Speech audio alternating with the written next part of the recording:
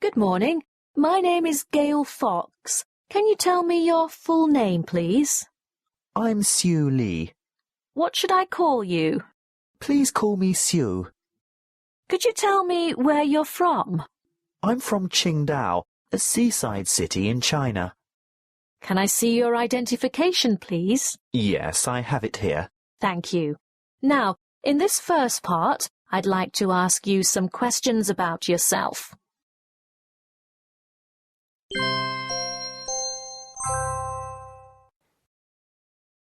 Let's talk about where you live. What type of house do you live in? I live in a 2-story house, which is made of wood. It's a nice house to live in, but cold in winter. How many rooms are there? In total, there are 5 bedrooms plus a lounge, study, kitchen and 2 bathrooms. Oh, and the laundry. So that's about 11 rooms all in all. Which is your favourite room in the house? Why? My favourite room would have to be the kitchen, because it gets sunshine all day long. My family also spend a lot of time in there, preparing food, eating and talking about our days, so I really enjoy that. Now, let's talk about the internet. How do you typically use the internet? Why?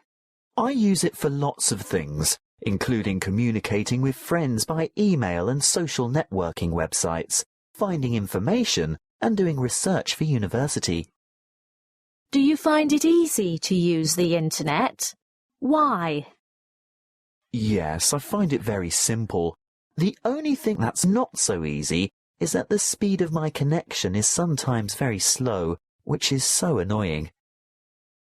What do you like most about using the internet? Why? I like the fact that so much information is out there and easily accessible. I can find the answer to anything. How much of your time do you spend using the internet? Why? Well, as I said, I use it a lot for university research, so probably about 4 hours a day at least. More when I have an assignment due, and then I use it for fun on top of that, so maybe 6 hours a day in total. Let's talk about animals. Do you like animals? Why or why not? I really love animals. In my family we have 2 pets, a dog and a cat, and I love most animals because they're so cute. Are there any animals that you are afraid of or particularly dislike? Why? Well, I guess I'm kind of afraid of rats, because I think they're disgusting and I hate their tails and teeth. I'm also not really a fan of snakes, but luckily we don't have any poisonous ones in my country. Are people in your country generally fond of animals? Why or why not? Yes. In particular, people treat pets as though they are part of the family, and animals are, on the whole, well taken care of. Do particular animals have any special meaning in your culture? I suppose some animals do. For instance, a black cat can sometimes symbolize bad luck, and lions have long been associated with courage and bravery. Oh, of course the dove stands for peace, but I think that's a worldwide symbol.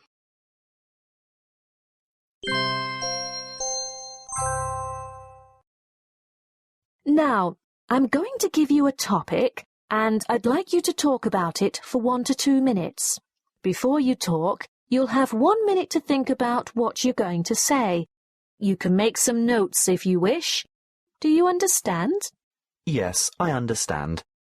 Here's some paper and a pencil for making notes, and here's your topic. I'd like you to describe a picture or a photograph that you have seen which you remember clearly. Thank you.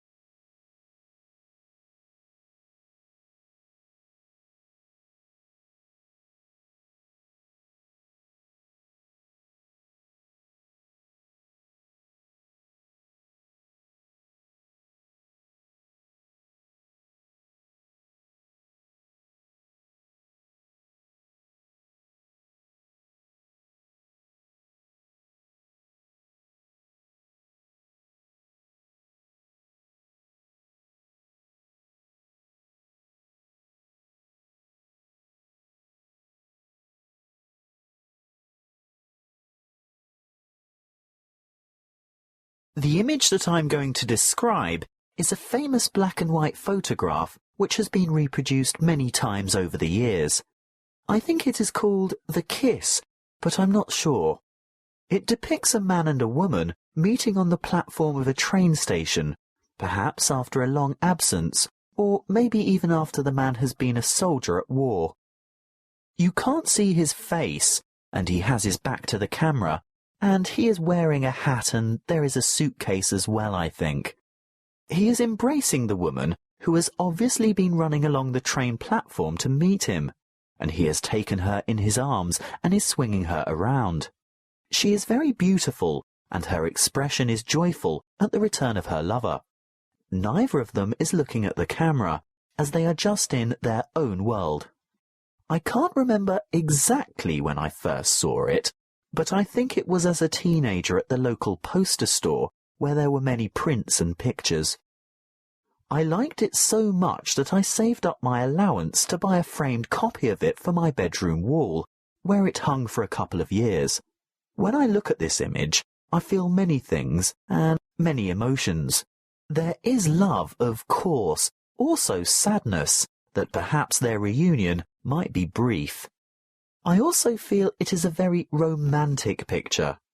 I heard that it was a candid shot taken by chance by the photographer, but then later I also heard that it was posed. But I much prefer to think of it as a spontaneous moment which was captured on film. It is quite a nostalgic image, but one which tells a real story, and that's why I love it. The reason I remember it so well is that I thought it was so romantic and heartfelt, and also because I looked at it every day for a few years while it was hanging on my wall at home. I think I still have it somewhere. Thank you. Do you enjoy photographic images or pictures? Yes, I do. I probably like them more than other types of art, such as paintings. Would you recommend this to others? Probably not for someone's house now, as it has become a bit dated.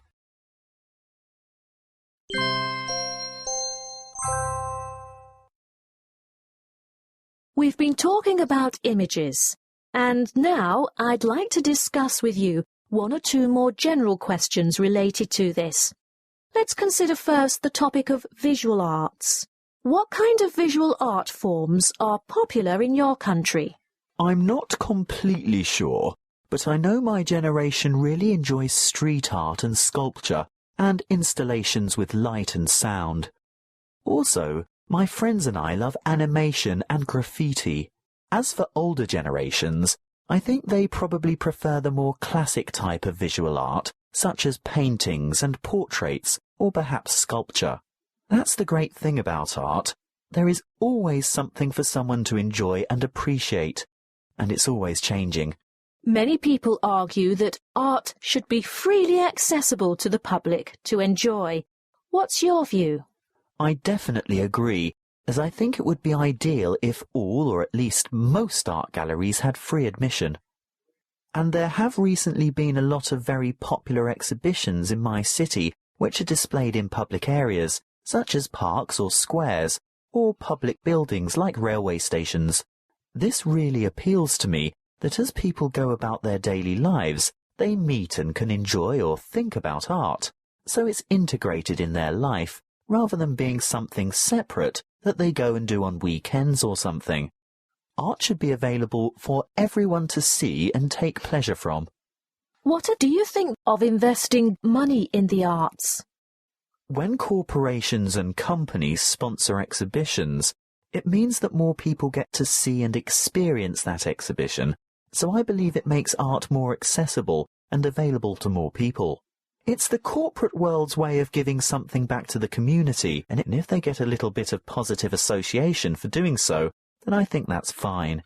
It's not as though they have any creative control. Now, let's talk about creativity.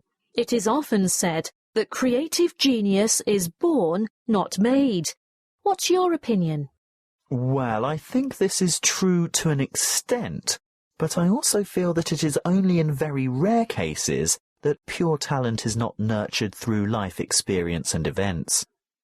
What I mean is that I believe you have to have natural artistic talent, but that this can only be fully realized through excellent tuition and exposure to influential people and art pieces. It is not any one thing which creates creative genius. It is a combination of everything, as well as a case of good timing. How have the ways people express their creativity in your culture changed in the last 50 years? I think in the past, art took more traditional forms such as paintings, sketches and sculpture. But nowadays, it's like almost anything can be called art. I went to an exhibition the other day which included giant images projected onto buildings in the downtown area, and it has been very well received. So with technology that is rapidly changing, art is also evolving to be expressed in new ways such as this. While in the past we might have had movies shot on old-fashioned cameras, now anyone can be a director and shoot video even with their mobile phones. So making art and expressing creativity has become an option for many more people. That is the main change. Many artists make valuable contributions to society through their art, yet struggle to succeed financially. What are the reasons for this? What are the implications of this? Part of the reason might be that artists are more concerned with expressing themselves in a genuine way than with making money. They are so focused on creating their works that perhaps the money is of secondary importance to them. Of course, the effect of this is that it becomes difficult to earn a living, and perhaps it could discourage future young people from that type of lifestyle.